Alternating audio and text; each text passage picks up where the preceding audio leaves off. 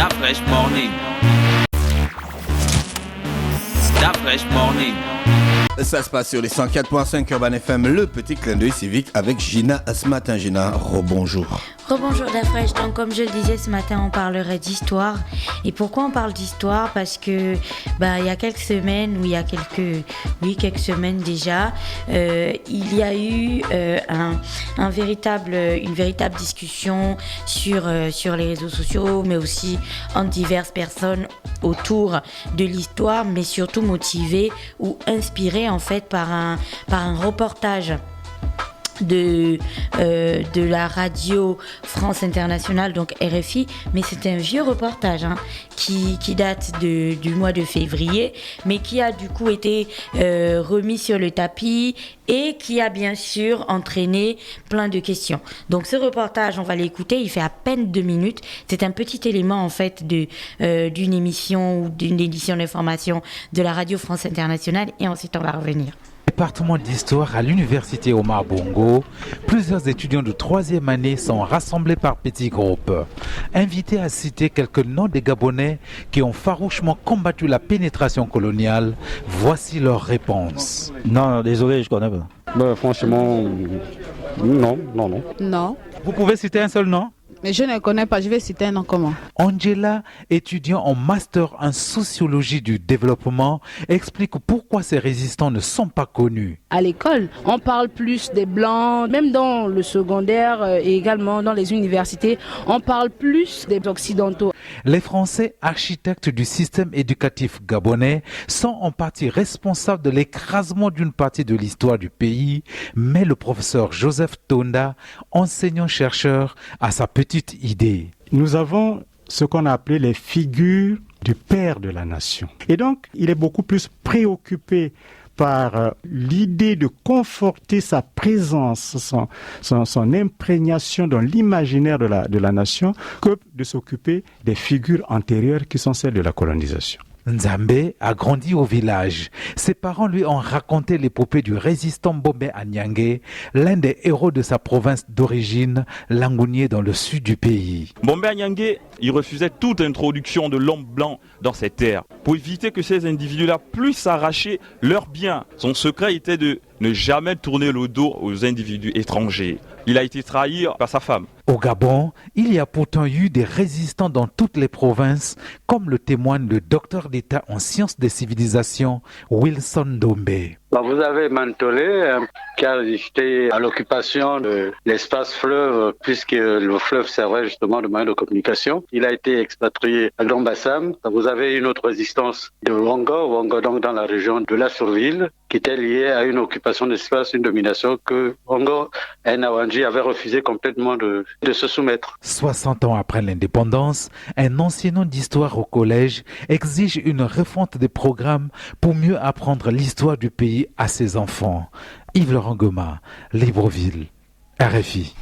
Voilà, donc vous avez une idée de l'élément, du contenu, de l'élément qui a créé un petit buzz. Enfin, ce n'est pas non plus un buzz politique ou ce genre de choses. C'est vraiment en fait beaucoup de discussions autour de ça. Et la fin de ce reportage plante en fait le décor et exprime de manière claire ce dont on parle aujourd'hui. Il s'agit clairement donc de la refonte des programmes. Et pourquoi? Parce que depuis plusieurs années, pour une fois bien sûr, que tu vois sur les réseaux sociaux, des personnes qui se penchent sur une thématique qui est très importante et qui n'a rien à voir avec la vie de X ou des Y personnes.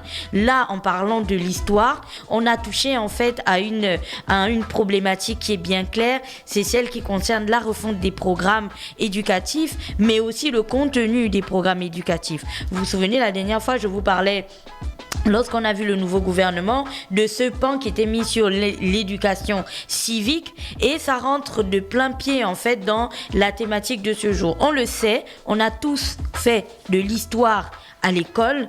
Et même si le reportage ou les interventions dans ce reportage audio pouvaient en faire sourire certains, nous sommes nombreux à pas être capables aujourd'hui de citer des noms de résistants ou des noms de figures emblématiques gabonaises qui ont donc concouru à peut-être la formation ou la création de notre pays, ou du moins la formation ou la création de l'identité du Gabonais. Et c'est de ça dont il s'agit ici, l'identité du Gabonais. Alors, tous les observateurs s'accordent à dire qu'aujourd'hui, les déboires que connaît notre société sont peut-être adossés au fait que nous soyons une population en recherche d'identité, parce que nos jeunes n'ont pas de repères.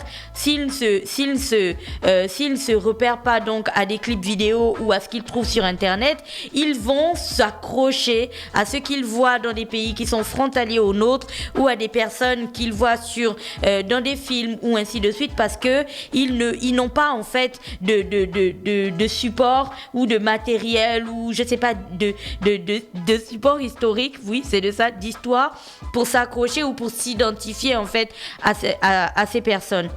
Alors aujourd'hui, quand on parle de l'histoire, on sait que l'histoire c'est la mémoire d'un peuple, c'est la mémoire d'un continent, c'est même la mémoire de l'humanité tout entière. L'histoire nous aide à comprendre comment notre société est arrivée à son organisation actuelle, et elle nous aide aussi à comprendre le présent. Aujourd'hui, si vous voyez un peuple, par exemple, vous allez dans plein de pays, des pays qui ont conservé leur histoire, vous allez voir que le peuple, les populations de ces pays-là vont expliquer ou vont justifier leur mentalité, leur manière de se comporter, ou alors leurs valeurs.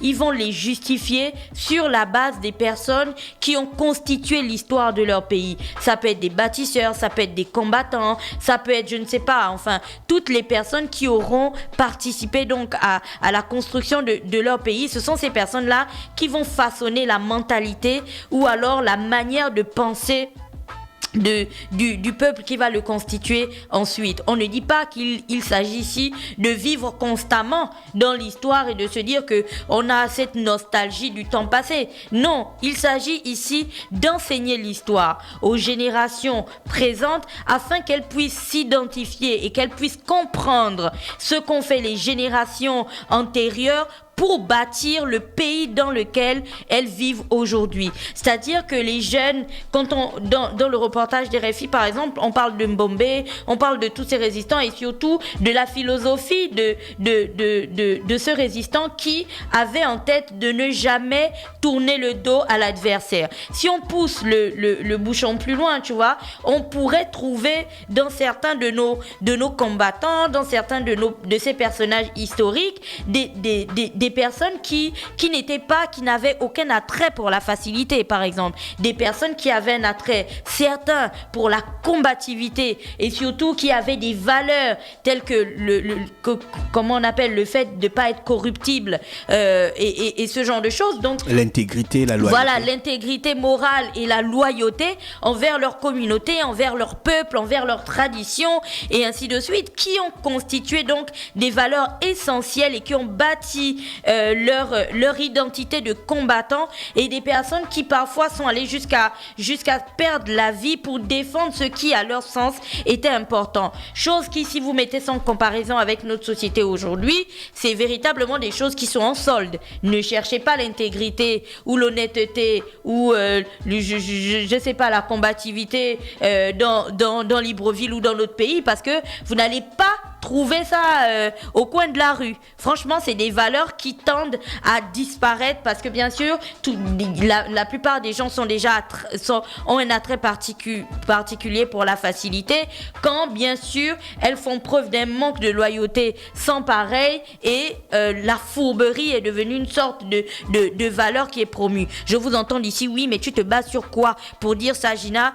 S'il vous plaît, je vous invite tous à lire les différents titres des journaux qui constituent notre pays pour voir que même les personnes qui sont censées être des exemples, en vérité, ne transmettent aucune valeur noble à la génération que nous sommes. Donc vous comprenez que la question ou la problématique qui est mise en avant dans ce reportage et donc qui a suscité plusieurs réactions sur les réseaux sociaux devrait en fait nous conduire à une véritable discussion. Alors je parle de cette véritable discussion aussi parce que je sais que lorsqu'on parle d'enseignement souvent, les responsables des syndicats de l'enseignement ont toujours un attrait en fait pour la revendication en lien avec les conditions de travail, en lien avec les salaires, en lien avec les primes et ce genre de choses.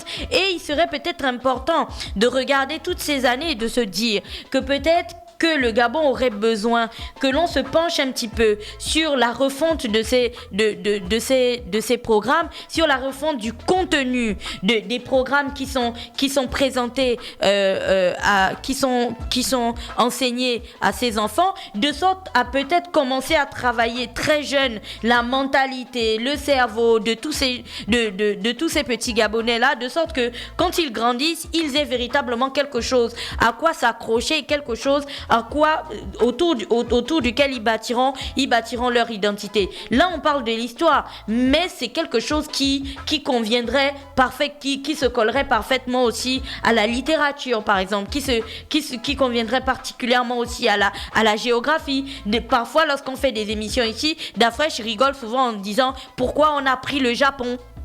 Par exemple, pourquoi on a pris la géographie des paysages français et ce genre de choses. Quand bien sûr on ne dit pas qu'on souhaite être fermé à tout ce qui se passe loin de chez nous et ce genre de choses. Non, on dit qu'on devrait en vérité donner une part majoritaire à ce qui se passe dans notre pays, de sorte qu'au terme de leurs études, les Gabonais aient véritablement une connaissance certaine des personnages qui ont constitué leur histoire, mais surtout de ceux qui constituent aussi leur pays. Quand je parle de littérature, par exemple, la plupart des personnes que tu rencontreras dans la rue ont lu Molière, comme moi, tu vois, c'est des classiques de la littérature, ok, française et tout, mais on a aussi de très bons auteurs gabonais que, par exemple, il y a des élèves gabonais qui peuvent terminer leur cursus sans en avoir lu. Mais le truc, c'est que quand tu vas dans la librairie, le livre de Molière, il a 2500 et le livre du Gabonais, il a 9000 ou 15000. C'est justement pourquoi le livre de Molière est à 2000 et le livre du Gabonais est à 3000. Parce que si le livre de Molière rentre dans comment on appelle ça, le programme scolaire, tu comprendras que sur une année, par exemple, on va en importer peut-être 1000 ou 2000 ou 50 000. Je dis des bêtises, je connais pas le nombre exact. Mais si le livre du Gabonais n'est pas dans le programme scolaire, tu l'achètes pour le plaisir. Donc en réalité, il y aura peut-être une cinquantaine ou une centaine de livres différents. Je vais coller à ce que notre invité d'hier disait. C'est une question d'offre et de demande. Si tu as une offre qui est bien particulière et que tu sais que les ouvrages des Gabonais, par exemple, vont être étudiés dans les établissements scolaires et font partie du programme d'éducation, tu verras que ces ouvrages-là ne coûteront pas les yeux de la tête parce que les prix des livres qui font partie du programme scolaire, et d'ailleurs je vous invite à regarder le journal de ce matin, sont homologués. Dans le journal de ce matin, vous avez les tarifs des livres de l'année scolaire qui sont homologués par la direction, que je trouve bien le nom de cette direction. Donc tu comprendras que si ça rentre dans le programme scolaire, ces livres-là ne pourront pas avoir ce tarif. Mais c'est une véritable histoire. C'est un véritable problème d'éducation, d'instruction civique et de construction de la mentalité et de la mentalité et de la personnalité des populations ou de nos compatriotes et de nous tous d'ailleurs de manière totalement extra large, si on a envie de la mettre sur tout le monde. Parce que si vous allez, comme je le disais, quand on rencontre en fait des peuples qui viennent d'autres horizons, ce qui a construit par exemple la mentalité de l'américain et qui constitue son rêve américain, vive aller le puiser dans son histoire, parce que c'est quoi véritablement le rêve américain? Si tu vas en France et que les gars ils te parlent du combat qu'ils ont mené pour leurs droits, tu vas comprendre où ils puisent en fait cet esprit de on ne se laisse pas faire s'il y a une loi qui ne nous plaît pas. Si tu vas aux États-Unis et que tu croises des Noirs américains, des Afros qui te parlent de la lutte pour les droits civiques, tu comprendras pourquoi aujourd'hui, pourquoi ils pensent de cette manière-là et pourquoi ils se comportent de telle autre manière. C'est cette même mais c'est cette mentalité que l'on devrait essayer de construire chez nous et de rechercher, parce qu'aujourd'hui, je mets quiconque au défi de venir présenter de manière claire, en une phrase, comme on présente pour d'autres pays, en une phrase ce qui constitue la mentalité du Gabonais. On s'appuie sur quoi exactement? Je veux parler d'une valeur qui est claire, qui est partagée par toute la population, qui est connue de tous et même du tout petit nombre.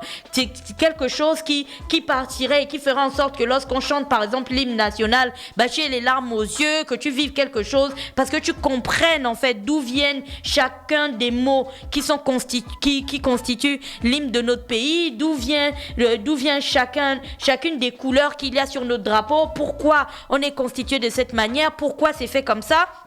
C'est quelque chose qui est beaucoup plus global, qui est beaucoup plus profond. Et donc aujourd'hui, lorsqu'on parle de la société gabonaise, parce que c'est à chaque fois qu'on parle d'insécurité, de dépravation de mœurs et ainsi de suite, on parle de cette perte de valeur et on parle de la société qui est en train d'aller dans tous les sens et des jeunes qui sont en perte de repères et ce genre de choses. Et même si aujourd'hui ce que je suis en train de dire ne constitue pas la réponse, ou je n'ai pas identifié le problème principal de la situation que nous vivons aujourd'hui, en toute honnêteté, et vous l'aurez compris auprès de plusieurs observateurs aussi, ça pourrait constituer l'une des choses qui nécessiterait qu'on s'y attarde un petit peu. Et pour terminer, je vais juste présenter donc la direction dont je parlais. Si vous regardez dans le journal de ce matin, vous allez voir qu'il y a une communication de la direction générale de la concurrence et de la consommation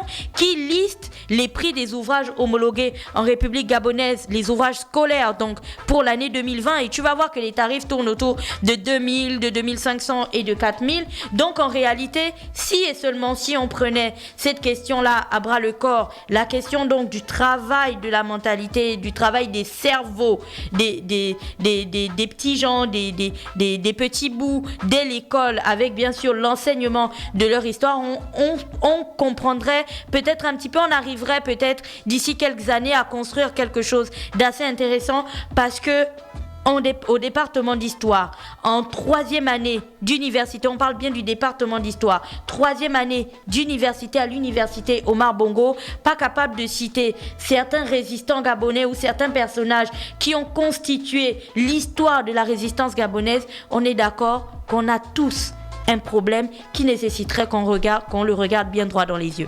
Voilà, c'était tout pour aujourd'hui. Merci Gina qui était avec nous ce matin sur les 104.5 Urban FM, la station urbaine dans le Da Fresh Morning. On se retrouve juste derrière. Da Fresh Morning.